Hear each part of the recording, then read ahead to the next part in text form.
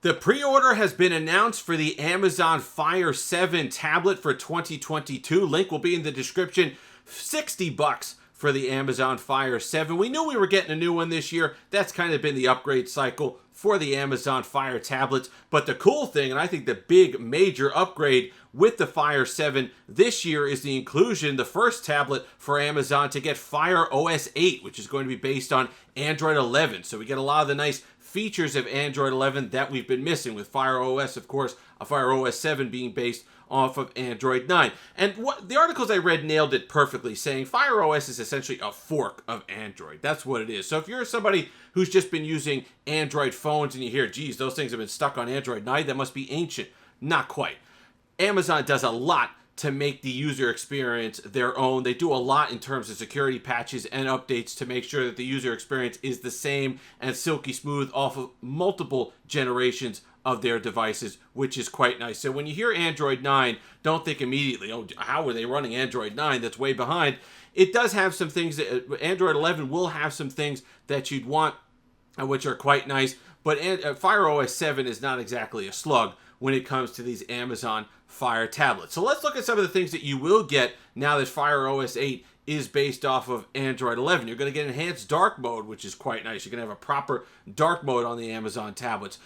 Better notifications that you get with Android 11. You're going to have the permissions, the different security updates that they have, those kind of more granular permissions when it comes to the Android 11 security as opposed to Android 9. And of course, gestures, which is a huge one. It's one of the things that I've missed when I use Amazon tablets. I wish they had those gestures, and now we'll be able to get that with Fire OS 8. That's not all, though.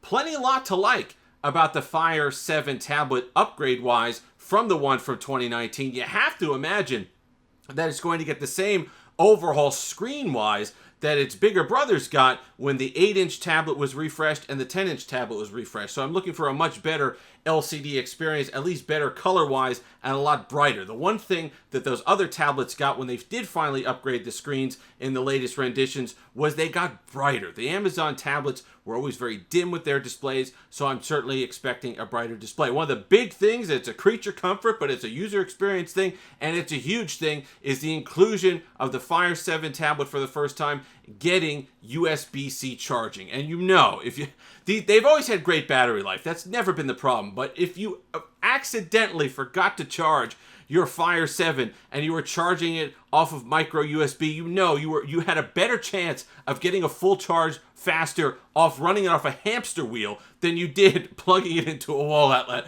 with micro USB charging. Painful. So USB-C, it made a huge difference on the Fire 10 tablet and the Fire 8 tablet. I'm expecting that to be a great user experience on the Fire 7 to get that fast USB-C charging. So that's really good. 2 gigs of RAM, which you like to see, especially if you're going up to Android 11. You'd assume that it's going to need more RAM.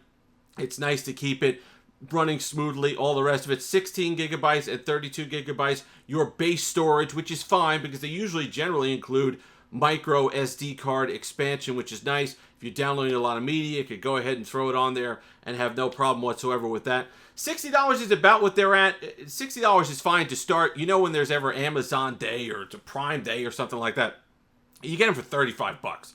There's really not a whole lot missing there when you're talking price-wise with the Fire 7 tablets. With the first opportunity, whether it's Black Friday or Amazon Prime Day, they're basically giving the things away. So you can pre-order. That's nice. You got a couple different colors to deal with.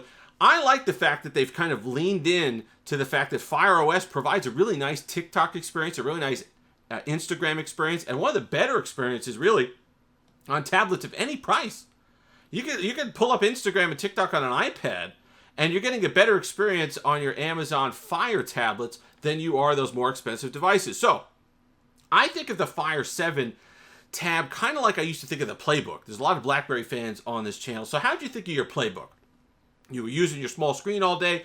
You came home. You still wanted to do kind of phone-ish activities, but you wanted to put it on the charger. You were done looking at that 2 or 3 inch screen all day.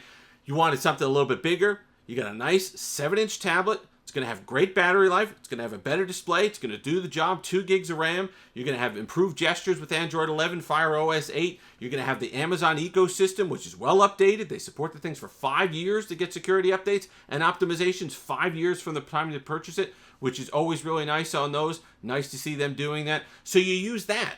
You kind of go on TikTok on your tablet when you get home. Or even, let's say that you're just waiting around. It's so small, thin, and light, and durable because of the plastic build. It's one of those ones you don't mind throwing in a bag, in your backpack, in your pocket if you could fit it. Book bag, messenger bag, whatever it happens to be. You throw it in there, you take it with you. If you're waiting at a bus stop, if you're on a train, if you're doing something like that, you have a few minutes, you want to watch an episode of something on Netflix, you want to scroll TikTok or Instagram, but you know you're going to need your phone battery the entire day. Perhaps you don't want to eat up the juice on the battery on your phone. You go ahead and use the tablet. You get some Wi-Fi somewhere, maybe you get a hotspot from your phone, but you use the tablet. You could kind of burn battery on the tablet with TikTok and Instagram and not on your phone. Or you just want a bigger display. You get home, throw the phone on the charger, take out the tablet in bed. You plug in your phone for the night, right? Plug it in. You don't want to be on your iPhone. You got it plugged in. You're ready to go to bed. Pull out your little tablet. You want to be on social media. You want to watch something quick before bed. They're incredibly useful. You could use them as the show home things that they got. Amazon Show, whatever they call it. You can have that thing. You put one in the kitchen. You can do all that. There's a lot of utility for those things for $60. Plus the Amazon ecosystem that they throw on top of it. Yeah, does it encourage you to buy a lot of their stuff?